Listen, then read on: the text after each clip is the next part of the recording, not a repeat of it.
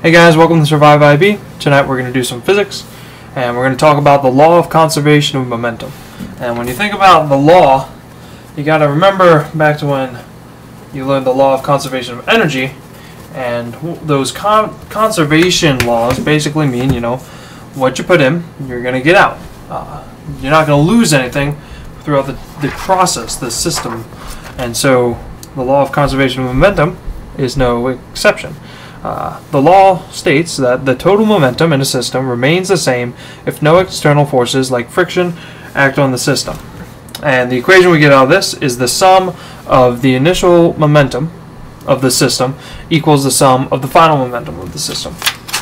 And when we expand this equation, we have the sum of the initial momentum equals the sum of the final momentum. And what you do is you expand this out, because let's say we have two objects here, so two objects in our system, and what you do is you expand it out. Since P equals mv, that's momentum, that's our momentum equation, you can say that in a two object system you have mi vi, so initial mass, initial velocity 1 plus initial mass 2 equals final mass, final velocity 1 plus final mass, final velocity 2. So that's our expanded equation, but usually when I refer to it, I'm going to use that just so I don't use up half the whiteboard and just putting down our equation. But that is the equation for the law of conservation of momentum. And we're going to use that on two problems from my homework that I got. So there's the law of conservation one more time. I'll keep that in mind for when we do our problems. And the first one is here.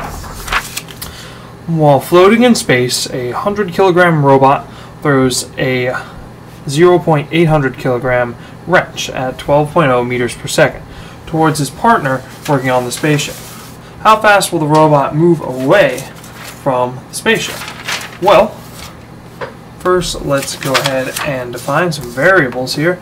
We know that the robot, the initial mass of the robot, actually I don't have to put initial, the mass of the robot, it's not going to change, equals 100 kilograms.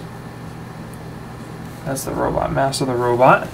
And then the mass of our wrench is going to equal 0.800 kilograms. And these are constant. And then the velocity, the final velocity of our wrench equals 12.0 meters per second. Because we know, since they were both at rest, we know that both u, initial velocity of the wrench, and u, initial velocity of the robot, were 0. Because they started at rest. And so what are we looking for? We are looking for the robot's final velocity. So start by writing down our equation. Our equation is the sum of the initial momentum of the system equals the sum of the final momentum of the system. And so we can put in our what we are givens here, what we know. So let's expand this equation out. We know that it is mi vi 1 plus mi vi 2, and that equals mf vf 1 plus mf vf 2. Barely got that in there. So what can we put in? Well, we know the initial mass, well, the mass of the robot. So we'll put this is going to be our robot here. This is going to be 100 kilograms. And we know the initial velocity is 0. And it's going to be plus our mass here, 0.8 kilograms, and then 0. Well, we both know that's going to be 0. So this side of the equation is going to be 0. So I'm going to wipe that off to have more space. So 0 equals our final mass. Well, we know the final mass. Remember, robot wrench. We're going to do 100 kilograms times V. That's our variable. That's what we're looking for. Plus the mass 0.0800 kilograms.